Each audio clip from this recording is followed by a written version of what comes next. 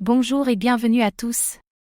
Aujourd'hui, nous explorons l'un des sujets les plus sensibles et les plus intrigants du monde crypto, les liens supposés entre Huobi, son token acheté, et le gouvernement chinois.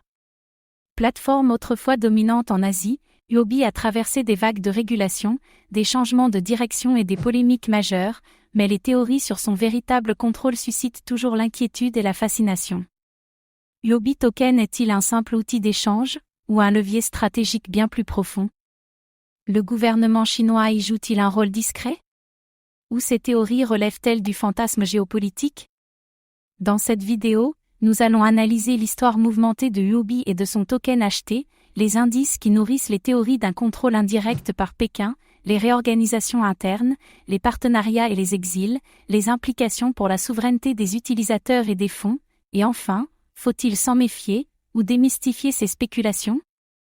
Restez bien jusqu'à la fin, ce que vous allez entendre pourrait changer votre perception des échanges internationaux. Le lancement de Huobi, créé en 2013 à Pékin, Huobi est l'un des plus anciens exchanges crypto au monde. Il a rapidement conquis le marché asiatique grâce à une interface professionnelle, une offre large et une liquidité solide. Le Huobi Token, acheté, est introduit en 2018 comme un utility token offrant des réductions de frais, des récompenses et des avantages exclusifs. Un modèle inspiré de Binance et de son token BNB. Une expansion mondiale, freinée par la Chine, en 2017, la Chine interdit les ICOs et ferme les exchanges domestiques. Huobi déménage son siège à Singapour, mais conserve des opérations techniques en Chine. Le lien avec la Chine reste fort et opaque. Une délocalisation officielle, mais un ancrage toujours discuté.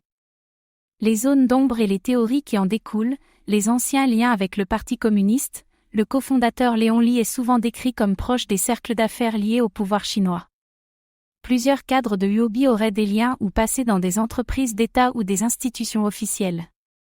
Certains analystes estiment que Huobi aurait obtenu des « passe-droits » temporaires lors de périodes de répression.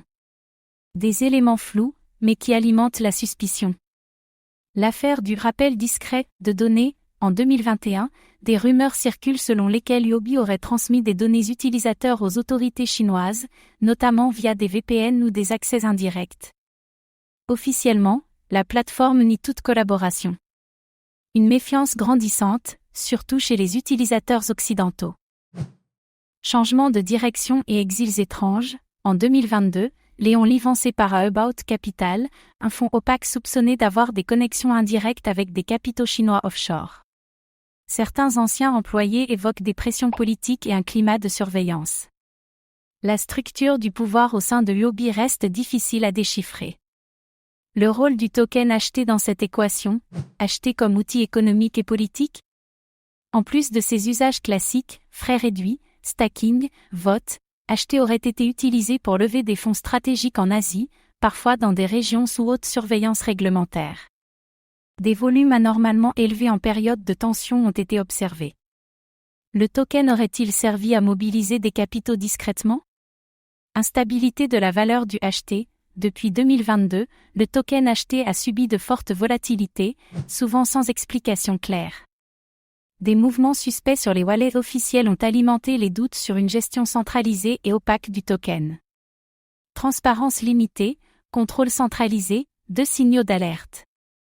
Réaction de l'industrie et utilisateurs prudents, exchanges rivaux et régulateurs sur leur garde, Binance, OKX et d'autres plateformes restent prudentes dans leurs interactions avec Huobi, notamment pour les listes de tokens partagés ou les bridges. Certains régulateurs interdisent l'accès à Huobi dans leur juridiction pour des raisons de conformité et de sécurité. Le passé chinois de Huobi continue de le hanter.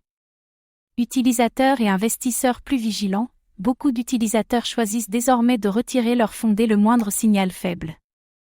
La confiance n'est plus aussi forte, surtout hors Asie. Un projet qui souffre d'un déficit de transparence durable. Entre fantasmes géopolitiques et réalité économique, des faits, mais aussi beaucoup de spéculations, rien ne prouve formellement une manipulation directe du gouvernement chinois dans Huobi. Mais l'ensemble des signaux faibles, historiques, financiers et humains, entretient le doute. Dans la crypto, l'opacité alimente toujours les rumeurs. Peut-on encore faire confiance à Huobi et acheter? La plateforme fonctionne toujours, le token acheté est actif. Mais pour beaucoup, le risque géopolitique est un facteur à considérer, au même titre que la volatilité et la centralisation. Un projet à surveiller de près, avec une approche défensive. Le Huobi token est aujourd'hui au cœur d'un débat qui dépasse la simple finance décentralisée. Il symbolise la tension permanente entre souveraineté numérique, régulation et contrôle politique. Si aucune preuve directe ne relie Huobi au gouvernement chinois, les indices, les comportements et les décisions passées continuent d'alimenter les doutes. Un projet historique, puissant, mais toujours controversé. Un token utile dans son écosystème, mais soumis à des forces extérieures complexes. La prudence reste de mise, surtout pour les investisseurs internationaux. Et vous, pensez-vous que Huobi est encore influencé par Pékin? Ou que ces théories ne sont que des exagérations? Donnez votre avis en commentaire. Merci d'avoir regardé cette vidéo. Abonnez-vous et activez la cloche pour suivre les vérités cachées derrière les plus grandes plateformes crypto.